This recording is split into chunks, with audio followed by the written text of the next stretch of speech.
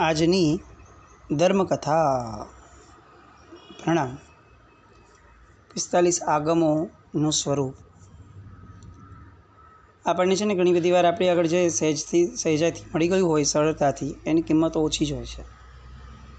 આપણે તપાગચ્છમાં જન્મ્યા, મૂર્તિપૂજક આમનઈને પામ્યા, તો આપણને 45 આગમો પ્રાપ્ત થયા.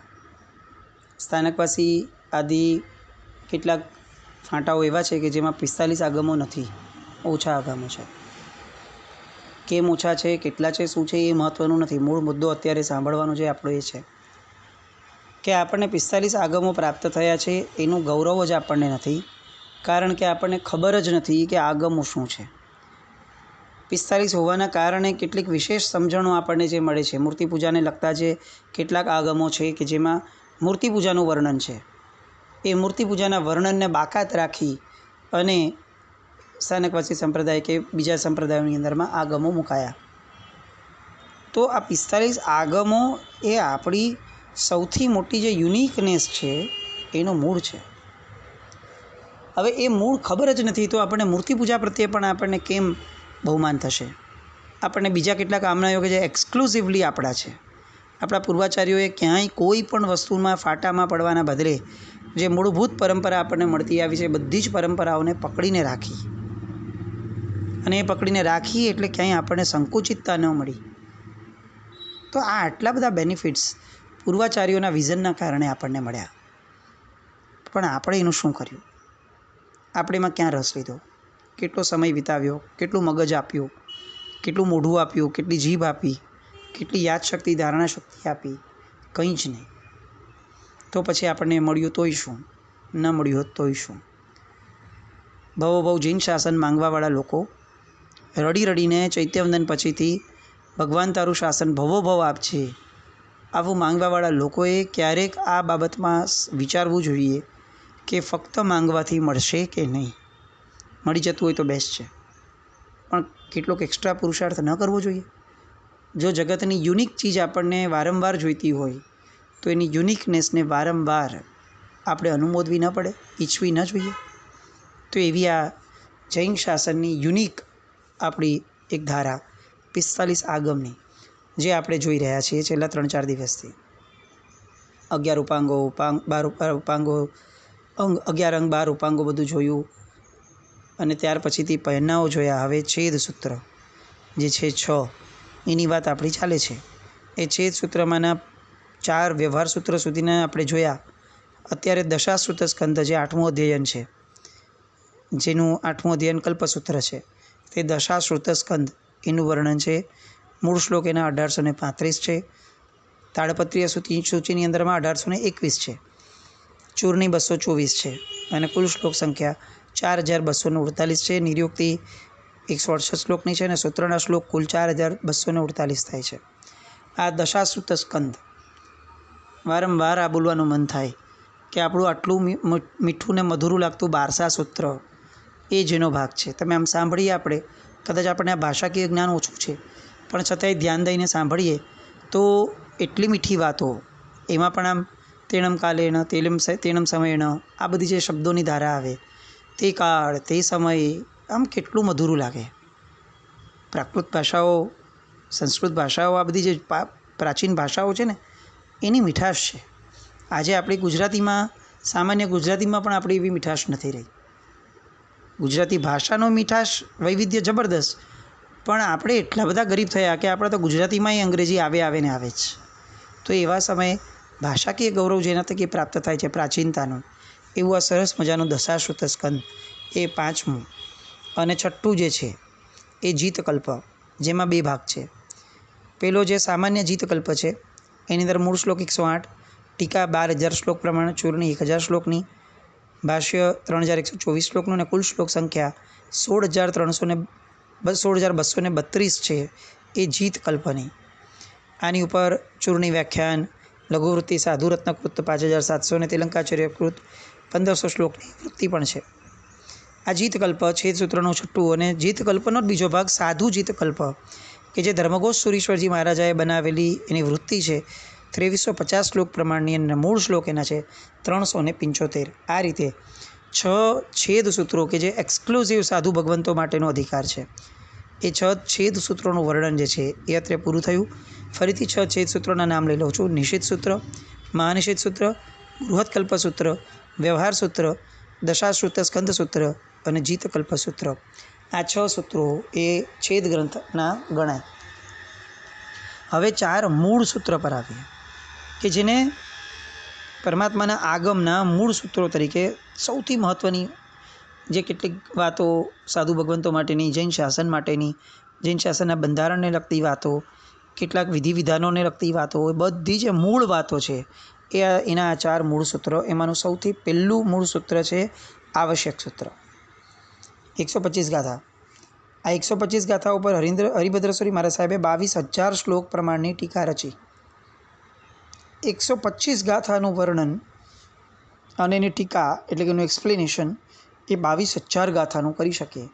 આ હરિભદ્રેશ્વરી મહારાજ સાહેબની મતિને આપણે કયા શબ્દોમાં ન વાંચવી?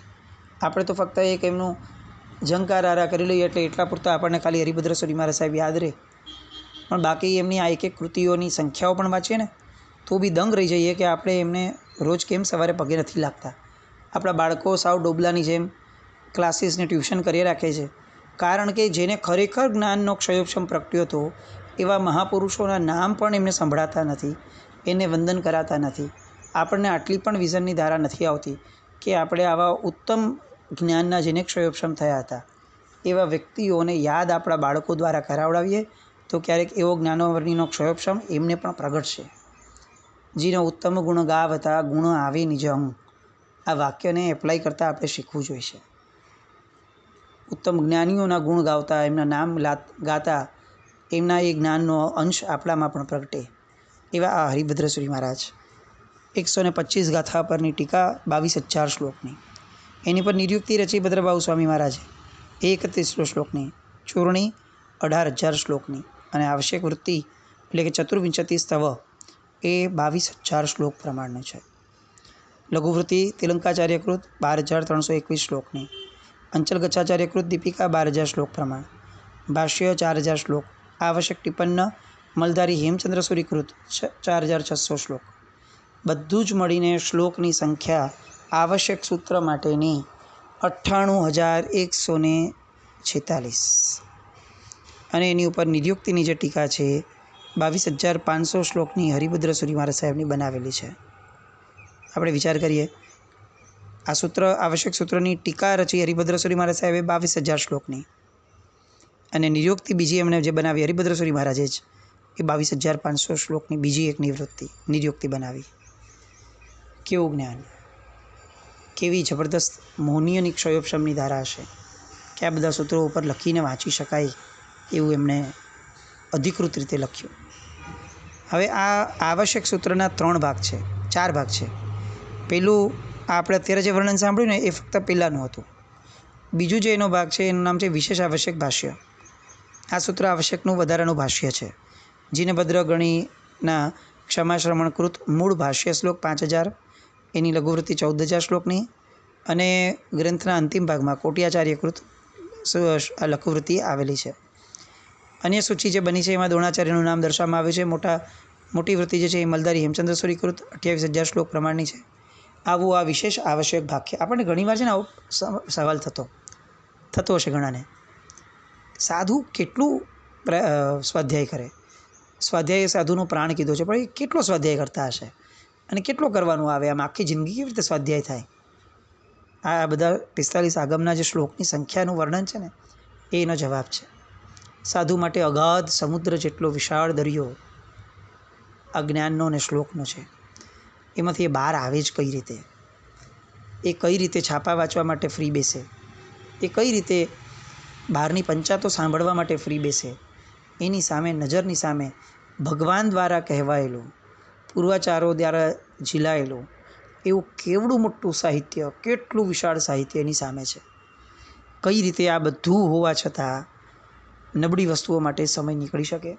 અને એટલે જ આટલો જબરદસ્ત જે સમુદ્ર છે એનું વર્ણન સાંભળતા આપણે પણ ઈશ્વરને પ્રાર્થીએ કે આપણા જીવનમાં આ બધાની તલબ જાગે. આ ભાવમાં શક્ય બને કે ન બને, ભવાંતરોમાં બને, પણ ભગવાનની વાણી આપણને આવી સાંભળવા મળે.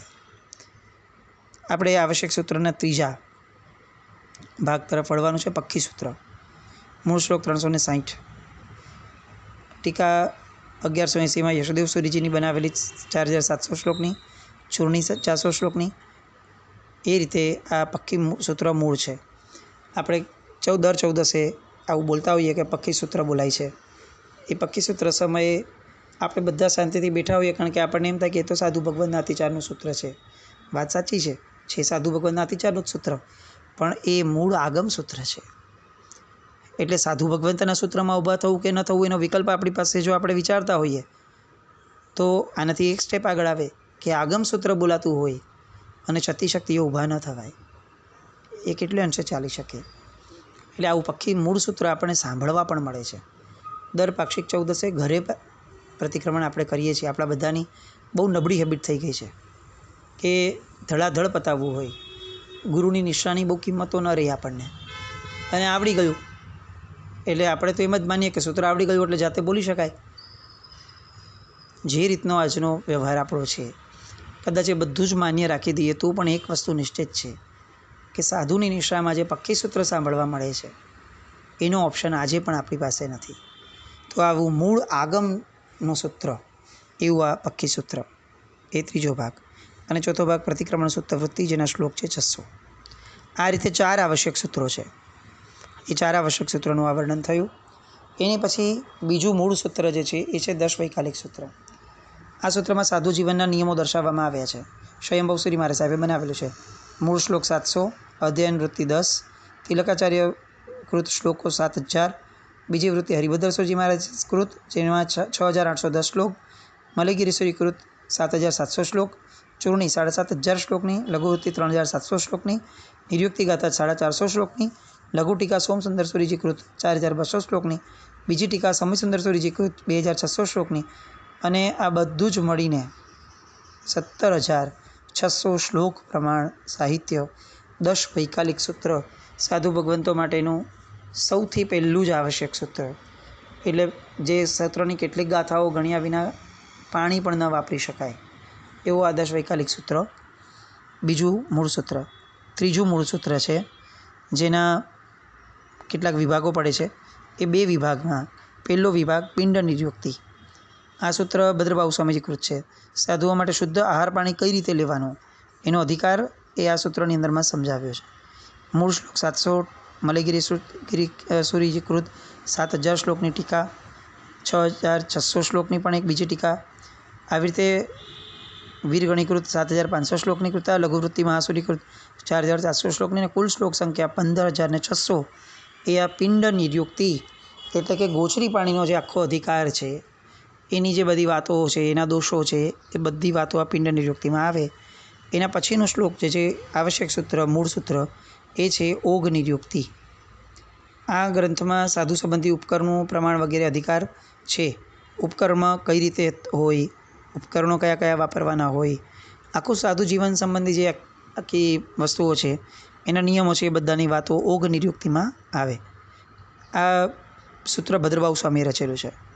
મૂળ ગાથાઓ 1170, દ્રોણાચાર્ય કૃત ટીકા 7000 શ્લોક, ભાષ્ય શ્લોક 300, ચૂર્ણી શ્લોક 7000, કુલ શ્લોક સંખ્યા 18450. આ રીતે 3 મૂળ સૂત્ર થયા. અને ચોથું મૂળ સૂત્ર જે છે આપણે બધાએ બહુ જ આ વિશે સાંભળેલું અને બહુ જ મમડાવેલું અનેક પ્રવચનો જે મૂળ સૂત્રમાંથી આપણે સાંભળીએ છીએ એમાંનું આ ચોથું એટલે કે ઉત્તરાધ્યયન સૂત્ર. 36 અધ્યયન, સાધુઓને સંયમ માર્ગમાં રાખવા માટેનો, સ્થિર રાખવા માટેનો ઉપદેશ, એનું સ્વરૂપ, અનેક દ્રષ્ટાંતો, બધી સરસ વાતો ઉત્તરાધ્યયન સૂત્રની અંદરમાં આવે. મૂળ શ્લોક ગાથા છે 2000. એની જે મોટી વૃત્તિ છે એ વાદી વેતાલ શાંતિ સૂરીકૃત 18000 શ્લોકની છે. લઘુ વૃત્તિ છે એ નેમિચંદ્ર સૂરી વિક્રમ સંવત 1129માં થયેલા તેમની 13600 શ્લોક પ્રમાણ છે. અને નિર્યુક્તિ જે છે એ શ્રી ભદ્રબાહુ સ્વામી કૃત 607 ગાથાનો શ્લોક 700, ચૂર્ણી શ્લોક 6000. આવી રીતે કુલ મળીને ઉત્તરાધ્યયન સૂત્રનું સાહિત્ય અત્યારે જે છે શ્લોક સંખ્યા એ છે 40300. એટલે આ 4 મૂળ સૂત્રો જે કેટલીક અંશે પોપ્યુલર પણ છે. આપણે ઘણી બધી વાર આના નામો સાંભળવાના પણ બળભાગી બન્યા છીએ એવા 45 આગમના મૂળ 4 સૂત્રોનું વર્ણન આ થયું. હવે આવે છે 2 ચુલિકા સૂત્રો. પેલું આવે છે નંદી સૂત્ર. આપણે ઘણા બધા પદવીના મહોત્સવમાં સમારંભમાં આ સૂત્ર વિશે સાંભળ્યું છે. નંદી સૂત્ર સંભળાય એવી રીતે. આમાં 5 પ્રકારના જ્ઞાન, મતિજ્ઞાન, શુદ્ધજ્ઞાન, અવધિજ્ઞાન, મનોપ્રજ્ઞાન, કેવળ જ્ઞાન, એ બધાનું વર્ણન આપવામાં આવ્યું છે. મતિજ્ઞાનના ભેદ, 4 પ્રકારની બુદ્ધિ, શ્રુત નિશ્ચિત મતિજ્ઞાન અને એના 4 ભેદ, મતિજ્ઞાનના 28 ભેદ અને 28 ભેદના પાછા બીજા 12 ભેદ. એ રીતે મતિજ્ઞાનના ભેદોનું વર્ણન, શ્રુતજ્ઞાનના 14 ભેદો, શ્રુતજ્ઞાનના બીજા 20 ભેદો, શ્રુતજ્ઞાન સ્વરૂપ, બુદ્ધિના 8 ગુણ, એ બધાનું વર્ણન, અવધિજ્ઞાનના 6 ભેદ અને અવધિજ્ઞાનનું સ્વરૂપ, મનોપ્રજ્ઞાનના 2 ભેદ અને 5મું કેવળ જ્ઞાન. આ પ્રકારે નંદી સૂત્રની અંદરમાં 5 જ્ઞાનનું વર્ણન આની અંદર આવે છે. પછી એ બધું વર્ણન આવે છે કે તીર્થંકરોને જન્મથી પહેલાં 3 જ્ઞાન છે, માતાના ગર્ભમાં ઉત્પન્ન થાય ત્યારે પણ 3 જ્ઞાન છે. એમાંથી મથી અને શુદ્ધ જે 2 જ્ઞાન છે એનાથી તીર્થંકર ભગવંત કોઈની પણ સહાયતા વિના દરેક પદાર્થનું સ્વરૂપ યથાર્થ સ્વરૂપે જાણી શકે છે. જે સમયે તેઓ ગૃહસ્થવાસનો ત્યાગ કરે એટલે કે દીક્ષા લે છે એ સમયે 4થું મનોપ્રજ્ઞાન ઉત્પન્ન થાય. જ્યારે 4 પ્રકારના જ્ઞાન સહિત ભગવાનનો ઘાતી કર્મનો નાશ થઈ જાય ત્યારે એમને કેવળ જ્ઞાન પ્રાપ્ત થાય છે. કેવળ જ્ઞાન પ્રાપ્ત થયા પછી દ્રવ્ય થકી રૂપી અરૂપી સર્વ વસ્તુઓને જાણે, ક્ષેત્ર થકી કેવળ જ્ઞાન લોકાલોક સર્વ પદાર્થોને જાણે, સર્વ ક્ષેત્રોને જાણે, કાળ થકી સર્વ અતીત, અનાગત અને વર્તમાન કાળ એટલે કે ભૂતકાળ, ભવિષ્યકાળ અને વર્તમાન કાળ એ બધાને સમકાળે જાણે, દેખે, અને ભાવ થકી સર્વ જીવના અજીવના ભાવ, ગુણ, પર્યાય આ બધું જાણે અને દેખે. આ બધું કરવાની જે શક્તિ છે એ કેવળ જ્ઞાનની અંદરમાં ઉત્પન્ન થાય છે. આ 5 જ્ઞાનની સુંદર રીતે સૂક્ષ્મતાથી સમજણ આ નંદી સૂત્રમાં આપેલી છે. દેવર્તી ગણિત ક્ષમાસણકૃત આ સૂત્ર, મૂળ શ્લોક 700, વૃત્તિ શ્રી મલયગીરીની બનાવેલી 7735 શ્લોકની, ચૂર્ણી 733 શ્લોકની અને લઘુ ટીકા જે છે હરિભદ્ર શ્રીમા સાહેબની 2312 શ્લોકની છે. કુલ શ્લોક સંખ્યા 12744, 747 અને ચંદ્રકૃત સૂર્યકૃત ટિપ્પણ 3000 શ્લોક પ્રમાણ છે. આ નંદી સૂત્ર આખું જે મૂળ શ્લોકનું છે એ આચાર્ય પદવી જ્યારે થાય ત્યારે આ 700 શ્લોકનું નંદી સૂત્ર બોલાય છે. એ આચાર્ય પદવી સિવાયના ઓલામાં કેટલીક વાર નમસ્કાર મંત્ર સ્વરૂપે અને કેટલીક વાર કેટલીક જ ગાથા રૂપે આ મહામાંગલિક સ્તોત્રને બોલાય છે. પણ એટલું બધું માંગલિક સૂત્ર છે કે એનો વારંવાર ઉપયોગ કરવાની ના પાડી. જે વસ્તુ જેટલી પવિત્ર એટલી એની ધારા ટકે એવું હોવું જોઈએ. બહુ જ પવિત્ર વસ્તુઓને રૂટીનમાં ન રખાય. એ રૂટીનમાં રાખી દઈએ તો પછી એની પવિત્રતા પણ નષ્ટ પામે અને એ પવિત્રતા પ્રત્યેનો આપણો જે ઝુકાવ છે એ પણ બહુ જ સામાન્ય થઈ જાય. એટલે એવું આ અતિ પવિત્ર નંદી સૂત્ર. અને બીજું જે છે એ 2 ચુલિકા સૂત્રમાંનું બીજું ચુલિકા સૂત્ર એ છે અનુયોગ દ્વાર. આ સૂત્રની અંદરમાં નઈ નિક્ષેપાની ચર્ચા છે, એની સિદ્ધિ પણ બતાવવામાં આવી છે. દ્રવ્યાનુયોગનો આ ગ્રંથ મૂળ ગાથા 16 જ છે ફક્ત. એ 16 ગાથાઓ પર 1800 શ્લોકની વૃત્તિ મલધારી હેમચંદ્ર સૂર્યજી કૃતે બનાવી.